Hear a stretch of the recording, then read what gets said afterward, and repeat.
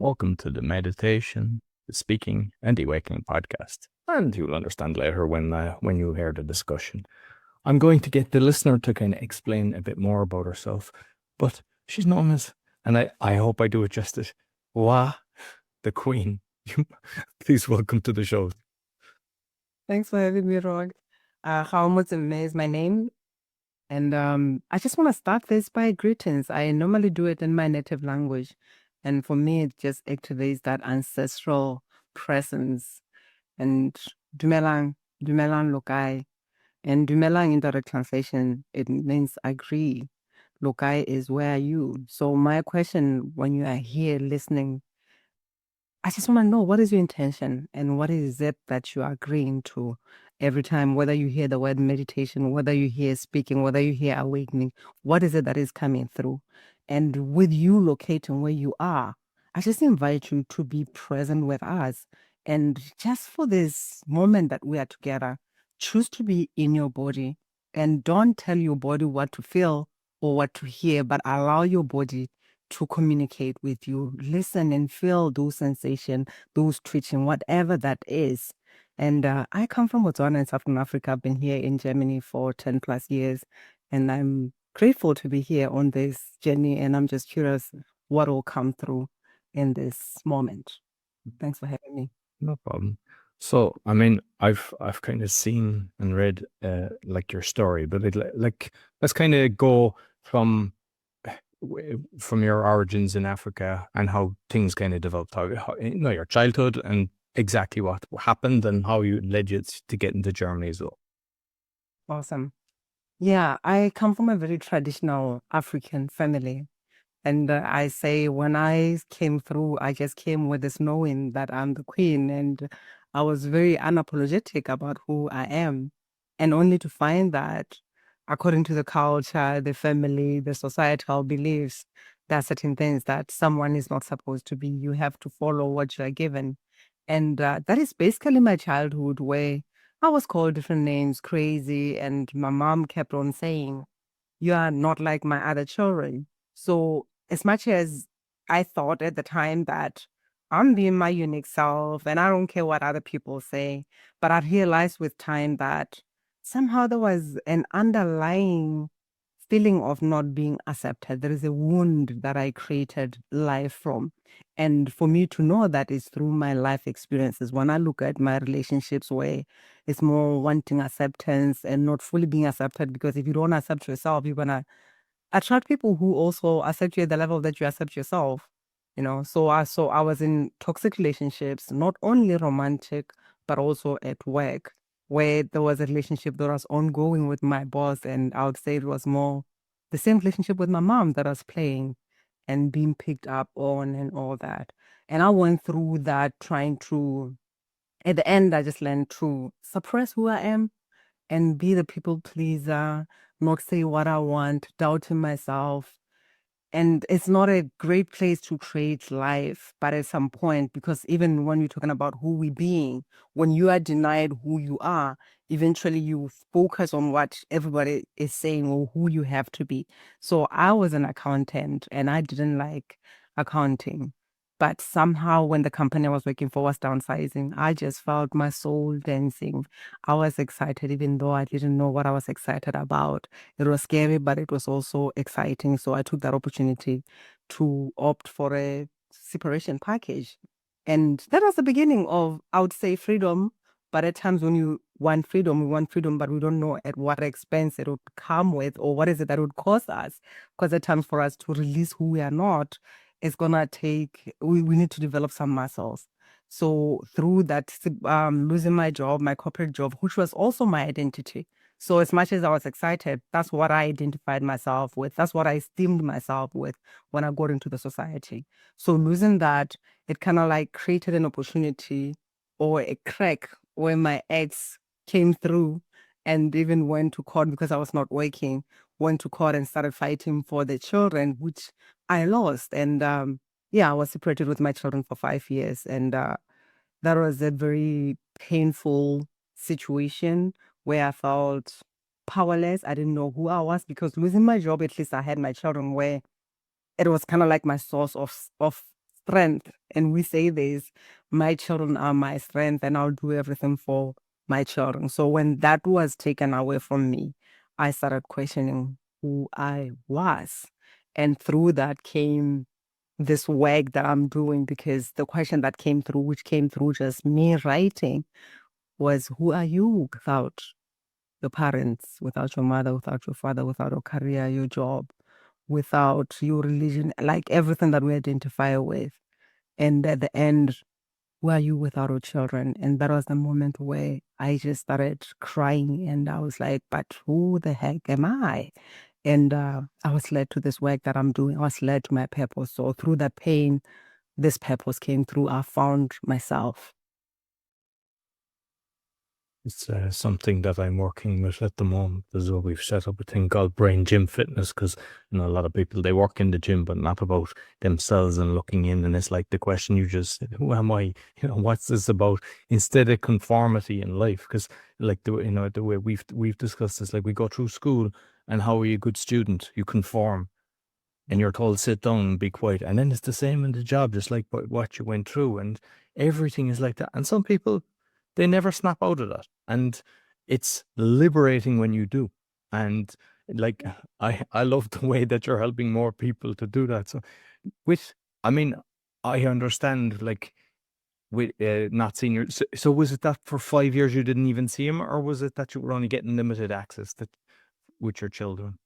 I didn't see them in the sense of, through that, I ended up relocating where I met my partner. Actually, I would say, besides losing my job, somehow someone leaked the news that, oh, she's got a boyfriend in Germany and she's planning to relocate. So I believe the whole agenda to go to court was basically for me not to relocate with my children. I would say for me not to relocate because identifying with my children, because as mothers, we esteem ourselves with our children.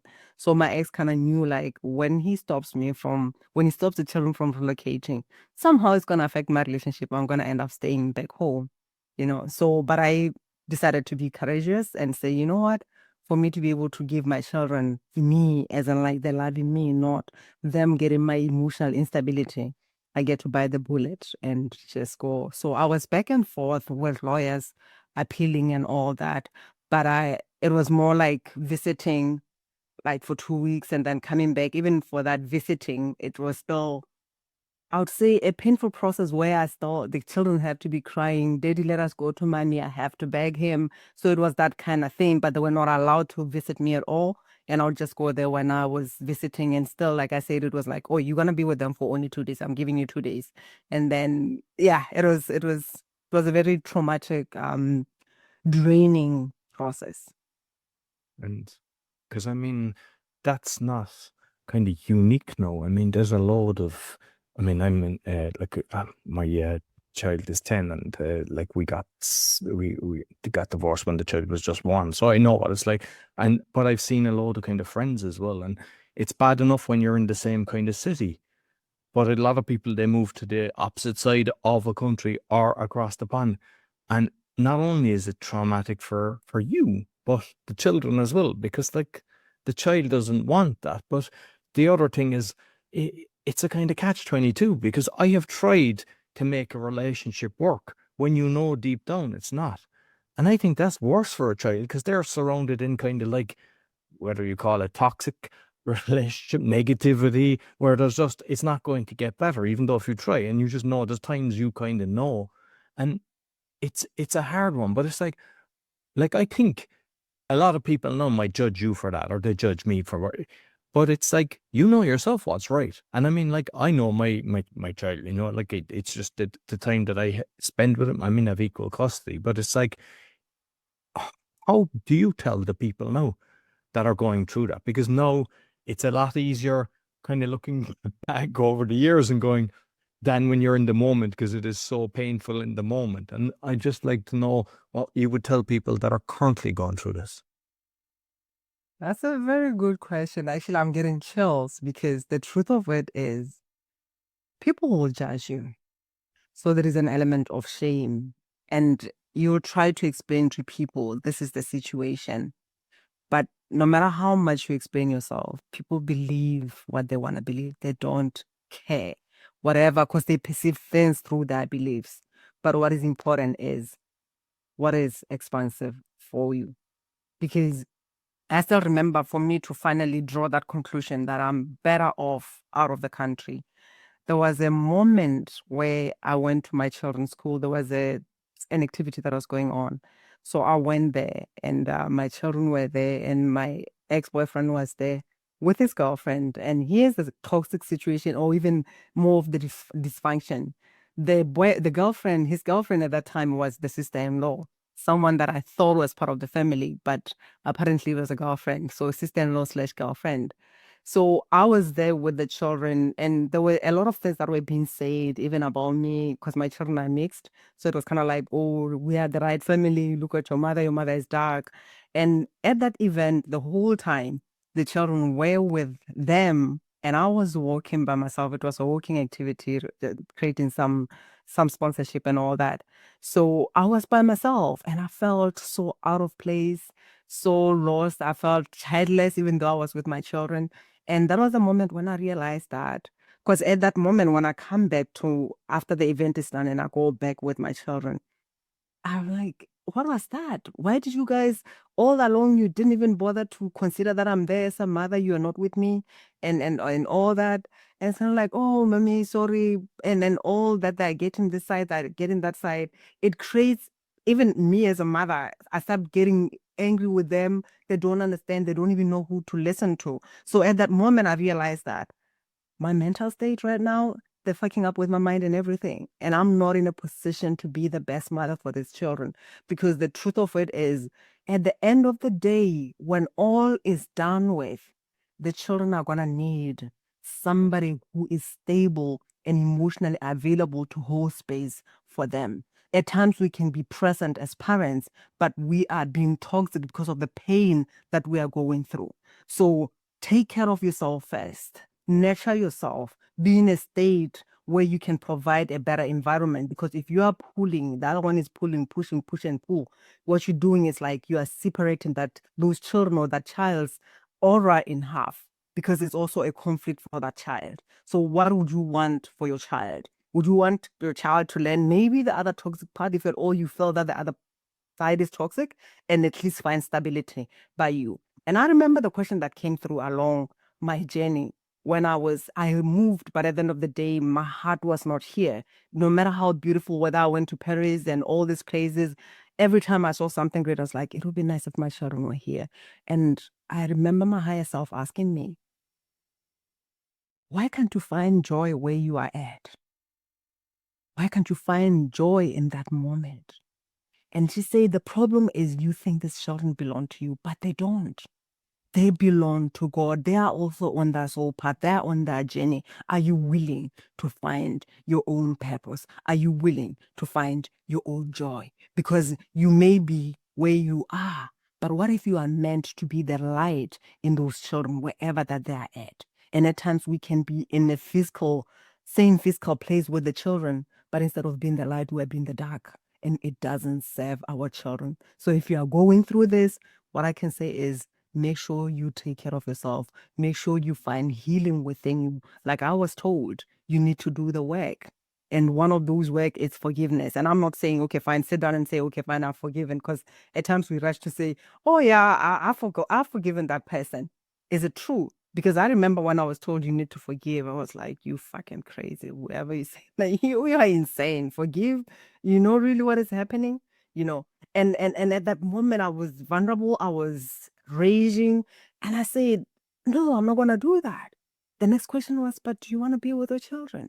And I said, yeah, but you need to do the work. And I said, I don't know how to forgive. That was my honest truth at that moment. I don't know how. And I was just guided, and I love that one of the things that you are very big on is meditation. So I was just guided, sit and be open, if at all you are willing, and we'll guide you. And I said, how would I know if I have forgiven? Because I don't even know what the heck that means with the pain that I'm going through. And I was told, when you have completely healed, forgiven, everyone involved, the heart will open and you'll have your children back. And I don't even know when that happened because I was not attached to that. But I remember the moment when I sat in my altar and I said, God, guide this man because he was going through a dark time. I said, guide him into the light. Show him who he is. Because no matter what, my children need that fire. And at that moment, I was like, who the heck is this woman? Because I don't recognize myself. I was willing to even take financial resources and send them because they were going through some turmoils. And I said, this is for you and the children. And what I can say is through that process, through the healing, which at times you may need to ask for help from somebody, which is something that I do even personally. But I didn't go back to the lawyers despite going through 8 lawyers. And I'm with my children. That's the power of doing the inner work. You mentioned, the way your mother, how she kind of thought you were different. And like, the thing is, we don't know the journey of anyone. You might think you're in a relationship with someone, you might think you know something. Very few actually will really take off all the layers and let you deep inside. And it's like through kind of like meditation and stuff like that. Because what happens a lot of the time when there's breakups and stuff like that, people tell stories because they want people to go on their side, and they start bashing you, and they start bashing it to loads of people. And then you're trying to defend yourself, or you're going to a place and you're knowing you're hated for somebody that doesn't even know you, because based on a story that they've heard. And like even when you see the child defending you, knowing that a lie has been told. And it's such a horrible thing that a parent is telling a lie because the children are absorbing everything. But if we kind of go an extra layer then on forgiveness, like how I, not with her, it was more of a financial thing that happened to me, but it was a kind of trick that I just kind of, it worked, is I brought him back to the baby. So I brought anybody that I had hatred for, that had robbed me or done bad things. And I kind of like had unconditional love, because when you see the baby, it's just pure joy. Like, a baby is born with pure love, and it's external influences that create what is there. So, like, parent is working hard, they're working 2-3 jobs, child goes off with the wrong people, or there's an alcoholic parent or an abusive or something, there's always something. And if you can bring him back to the child, you can forgive him. And it's like, I know it's hard at times because your blood can boil for things they do, but you never get, like, what I've learned is that you just kind of keep your mouth closed at times, even though you feel the pain.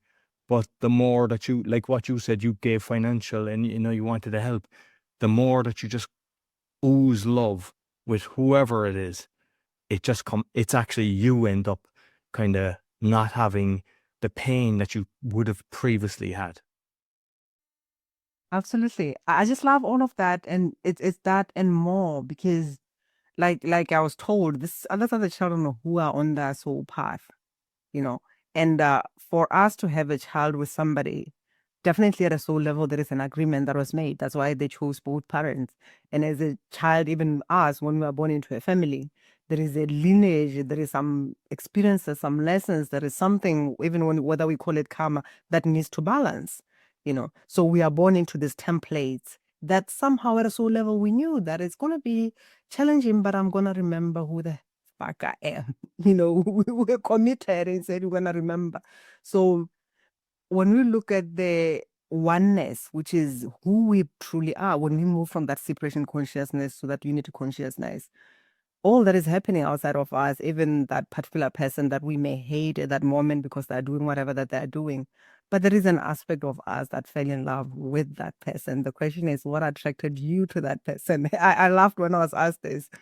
I was just asked, but what is it that attracted you to this person? And I was like, oh, but what?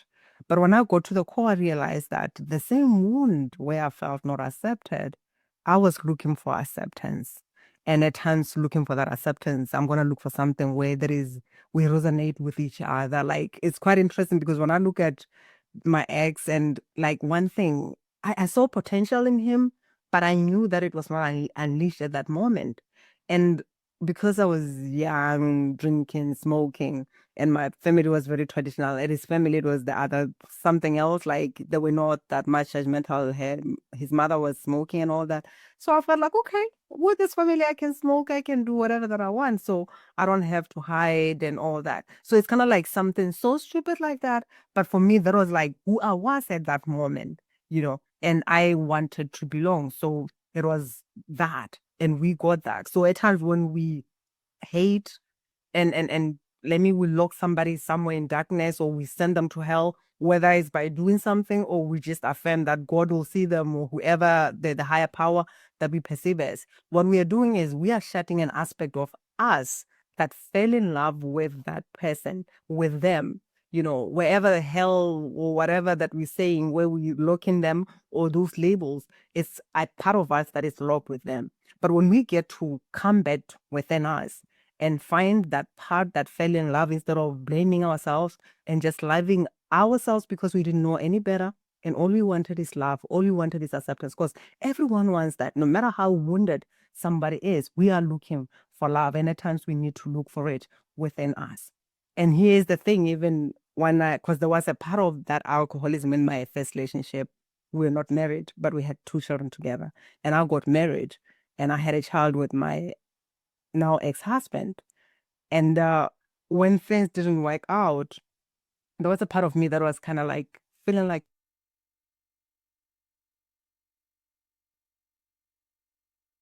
functional alcoholic issue. Maybe things would have worked. And it came through in a meditation. What part of you has a problem with his drinking? And I was like, what kind of question is that? Because at the end of the day, we know alcohol is not good for us and we can't raise children in this dysfunctional place.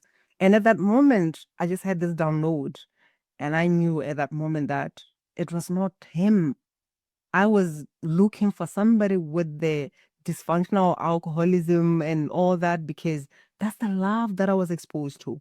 My father had a problem with alcohol. So for me, even when I stay in toxic environment, whether someone is an alcoholic or whatever that they're doing to themselves in a whole space, and a part of me want to rescue them, it's a part of me that wants to rescue its father. And because I'm looking for love, it's kind of like if I take this pain away from you, and this is also one thing with empathetic people, you take the pain because you want something from that person. If I remove this, maybe now you're gonna love me. And instead of the best thing is what? We give ourselves that love. But instead we look outside. If I go outside, I may find something. And when I take that thing that will give me the love, even the same thing, we project our pain, we project even our potential. If you are good at falling in love with potential, I just invite you to look at that. What potential are you not unleashing within you? Because when we have that gift within us, and especially even if we have healing abilities, you want to attract more broken people. And then they're going to come and heal through your energy, which is sexual energy, it's a healing energy. And then you are surprised that, oh, I made this person better. And then they left. Yeah, because you're not willing to use what's yours for your own motto of transformation. I mean, that's basically people have the negative pattern of they're finding the people that have something wrong, they're trying to fix them. And there's so many, like, I know I had that pattern, and it was a guy helped me. He just told me something, and I'm working with him now. We're partnering, we're helping people with anxiety and addictions and stuff like that. But I remember I met him at an event, and he just said something to me, and it just broke the pattern. It was like, so sometimes we think, no, that's who I am. But it's not. It's the story that we're telling ourselves. I just love that. Because we fought a lot with my now ex-husband, and he told me, and here's the thing, you've got a choice. You can believe that's who you are, and that's who you are. Because wow, in my previous marriage, we were fighting. I was like, you can beat this. You've got that within you. You can beat this alcoholism, because it also runs in the family. I said, you can. And he said, this is who I am. And he had a list of the famous people who have alcohol addiction. And in his defense, it was like, this is who I am. And here's the thing. The bad is out there, the good is out there. And we have a choice to say, what is it that I'm affirming to be? What is it that I'm aligning with? Who am I being? And you can be whatever that you choose to be. If you align with, oh, I'm just angry, this is who I am, or I'm just an alcoholic, just a drug addict, or like whatever that you affirm, that's true. And we cannot take that away from you. And that's the power of being human, because we can choose and align with whatever that we choose to align with, or we can seek help and believe that as much as other people had that problem and they managed to overcome it, so can you. And that's where the power is, and it lies within us. And I think a lot of people, they spend so much of their energy, whether it's a parent or a loved one, that they're just trying to change them because they know the damage it's doing. But unfortunately, and I mean, I've seen this from growing up, even in Poland, I've seen hundreds of cases. It has to be the person that makes a decision. I will never persuade anybody to change their mind. If anything, it's a magnet effect. It'll just push them that they go deeper down the hole. And you have to just, let stuff tear from and just let them breathe. And because so many people think, I can do it. And they give their life to try to make the change. And like you're right, you have to find it within.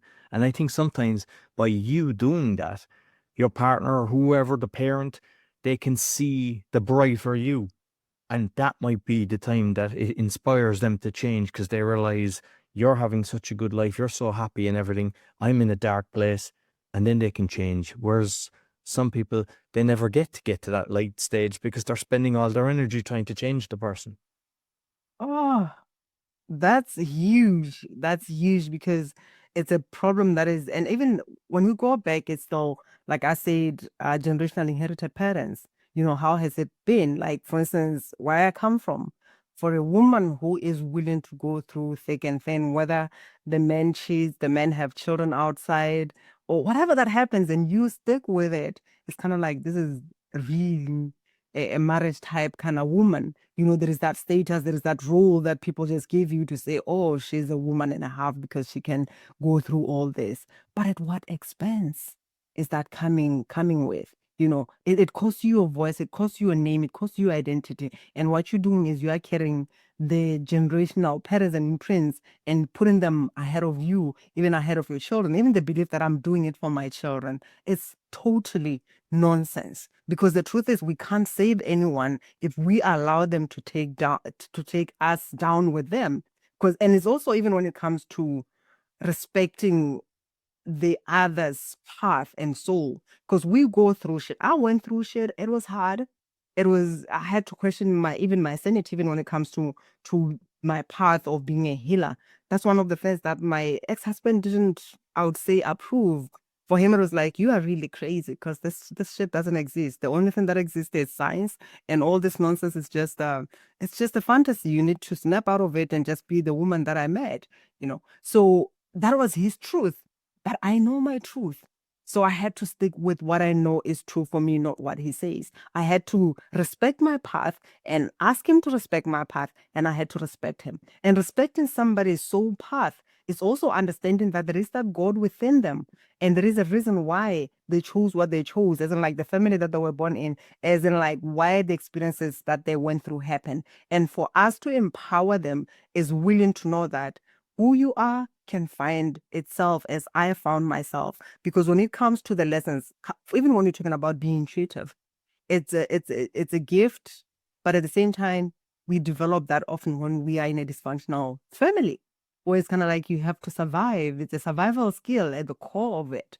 So even resilience, emotional intelligence, not just the one that we do from the mind to try and manipulate other people, but embodying it and being able to go through transformation, but still, maintaining your sanity. It's a people skills. It's what we learn when we're going through those experiences. So who are we to deny other people an opportunity of at times reaching that downfall, however that it's gonna look like? At times it may mean losing everything. It's just knowing that I trust in you, got in within you to go through it and figure it out. And however that is gonna happen, if at all they choose to learn that after when they die, so be it. But we're gonna respect who they are. And for me, I believe when we're talking about whether it's an extraordinary being, an unapologetic being, a conscious being, is knowing that Your truth is your truth. You are in agreement with whatever that your soul has agreed to give birth to in this lifetime, and so are other people, and you respect them no matter how hard it is. And even when it comes to our children, that's what we're going to be asked of. Are you still going to hold space and love that person no matter who they be, no matter what they're going through? Because love never ends. Love is who we are. And love doesn't mean I'm going to sit with you and tolerate your disrespect. I'm going to sit with you and tolerate your whatever toxicity and all that. It means I love you enough to let you go. And I know that you've got it within you. For me, that's the highest form of love. As much as I believe the higher power, God, whatever we call it, if you want to experience something, the absence of love, the absence of abundance, we're going to experience it because God knows that at some point we're going to remember, snap out of it and say, I'm done with this and I'm going to embody my magnificence. Beautiful. With it's something that I've just discussed recently. I've done a TikTok on it, and it's something I'm conscious. And based on what you said about your mother, kind of saying, "Hey, you're kind of different." I was my mother's favorite. My brother, there's only two of us, was my dad's favorite. But if I look at all around, you could see that growing up. And what damage are we doing by the child knowing that somebody prefers them over their brother or sister? Ooh, that's a tough one.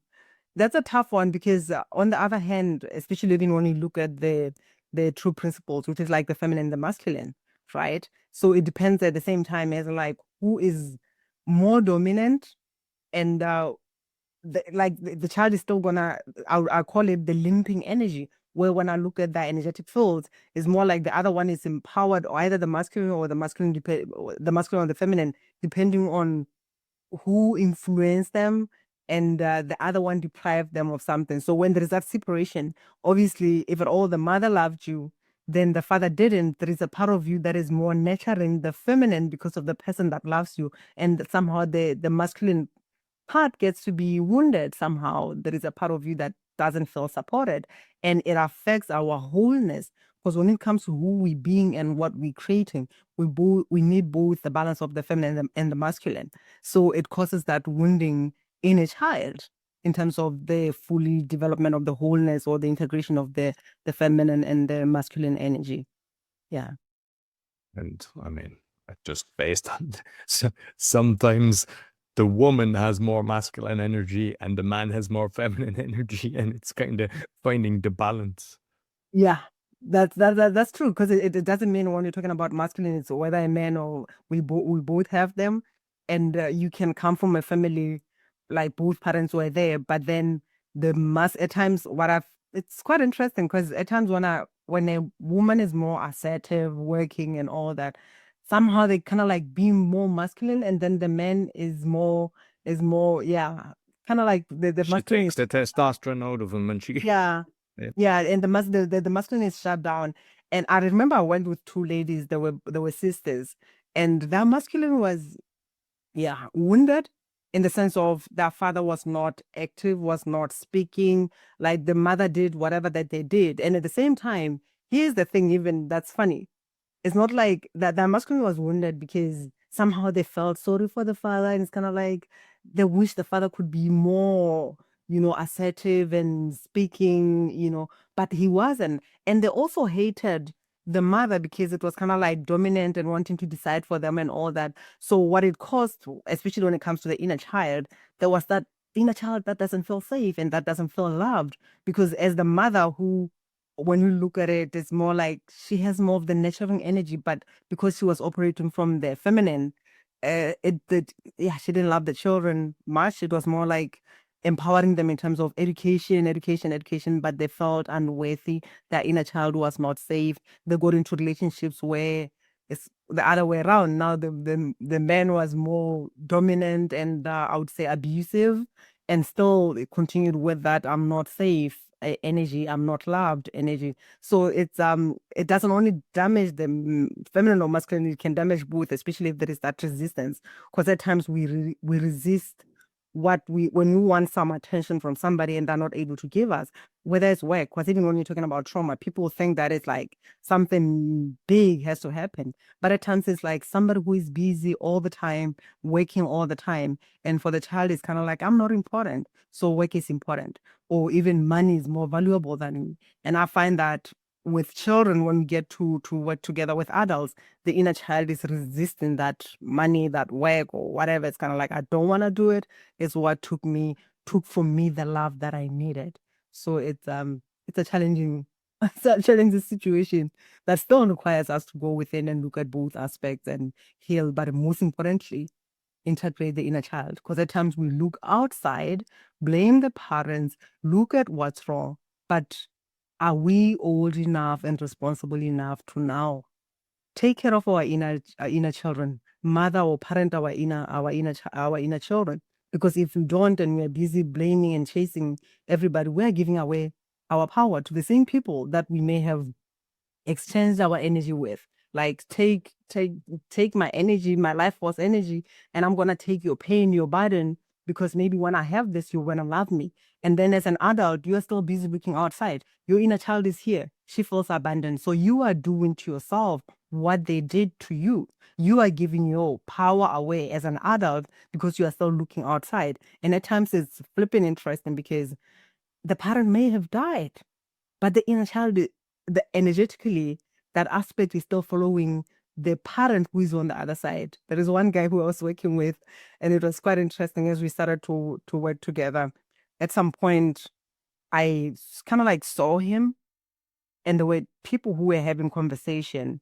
And when he saw me, he was like excited to an extent where like his back hit a wall, and I picked him up like the little child.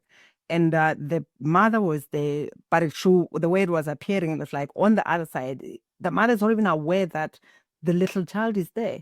So spiritually or energetically, that child is disintegrated and is following that aspect of your parent that is dead, because he's still looking for love outside. And you are here as an adult trying to make ends meet, but you are disintegrated. So it's mind blowing how these things are when you look at them energetically. Yeah. Well, definitely. And like finally, you mentioned, like healing and stuff like that, and like using African ancient quantum medicine. You might explain exactly what's that. Yeah, that's the magic. I love magic, and that's the magic that I bring. So I do healing the way that's always been done in ancient times. Because when I like I connect with a lot of healers, they'll be like, "Oh, we don't do healings the way it was done, where someone is doing healing through their body and all that." For me, that's I come from a lineage of first healers, and that's what we do. So I step into auric fields and I get to know what the hell is going on spiritually, energetically, metaphysically, and I align with that. When I say like the easier way of talking about it, I would say human MRI and psychic surgeon, because when I do this, I step into auric fields and I get to see where the blocks are, what is happening. And at times even we can have conversation when you're talking about sexual energy. Your body lights up where those things are stored. Because at times when I look at especially the self-development communities or world, we are aware of what is happening. We know from information. But because people are disconnected from the body, they don't even know where that is stored. But for you to be able to really shift it, usually you get to be in the body. So I step into the auric field and I get to see and know what is going on. Every conversation, it has its own thing that is bringing through. And for instance, even being here with your audience, what I feel often, like what I feel where the energy is throughout the session is more on the chest area going to the solar plexus. So like the heart and then the power center is what I would say the energy is what people need more of. And it's quite interesting because at times it's more like tracing the core of it, because as I'm speaking about it, because I'm now getting into the body, as I'm speaking about it, it's on the chest and it goes to the solar plexus and then it drops down to the pelvic area, which shows me that the most affected parts of the people who are going to listen to this even in the future, it's the sexual energy, and then the power center, and also there's lots of heartache and heartbreaks that happened. And I always say this: a closed hand does not receive, and so is the closed heart. Beautiful. And I mean, sometimes people, they wouldn't experience that, but it's like when you're in the presence of someone with a gift and they can, I suppose, release a blockage or understand, then you know the power. And so I'd say don't be skeptical for those that kind of don't get this. It's like, I think we're skeptical of everything, and everything is our belief system. But just be open, be an open book, and try everything. It's not going to hurt you. And when you so there's some people that are hurting and they're going to therapists and they're going to different things. They're trying, they're even getting operations and stuff. And it's like, sometimes it's just the energy fields need to be aligned. And when somebody's got a gift, they can help you. Absolutely. I've had people who had surgeries cancelled just and after 4 weeks. And how magical is that? They didn't have to go through that body being open and all that. The most important thing is being intentional and being open to receive, because as much as I can try to explain what this African ancient quantum medicine is, what I say is, even I've done this for 7+ years right now, but it always blows my mind away. And you can experience it. But when someone explains, you may not understand, but you get to be open, do when the work is done, and you just gonna experience this because it happens at a cellular level. So there's no how you can miss it. And some people, if at all you are sensitive to energy, as I'm speaking, you are feeling it, or you may even feel a bit more tired than you were previously because I'm transmuting energy as I'm speak. And like I remember there's a guy, he's living in South Africa, Michael Tellinger, and even on the lands there, that there's energy being traveled, and they have devices to actually prove this. There's energy being traveled all around, and it's so. Yes, if you go there, you can't see nothing. So it's the same thing with the body. So there's energy everywhere, and it's like, if you've got people that have the devices that can see this, that's why you should be more open to it. Absolutely. Beautiful. Listen, thoroughly enjoyed the conversation. You might let people know where they can find you. Yeah. Actually, I'll share a link with you. I call it orgasmic clarity because I'm big on sexual energy. So if you have done the work and you haven't received the outcome that is sustainable, probably the sexual energy is the issue. So I'll share a link with you, and I'm giving a free intro to my magic for 45 minutes. I'll share that link with you, but I'm available in all social media, Gao Motsemme. Instagram is gaomotsemme.magneticconfidence. My website is www.gaomotsemme.com. You can also go there. And yeah, I'm looking forward to connect with you. And if you're open, let's connect and see what is blocking your freedom and success. Are you creating templates from your unique signature blueprint, or you are creating from what you have inherited? Beautiful. And I'll make sure I'll put all the links both on the audio and the video. Thank you very much. Awesome. Thanks for having me. No problem.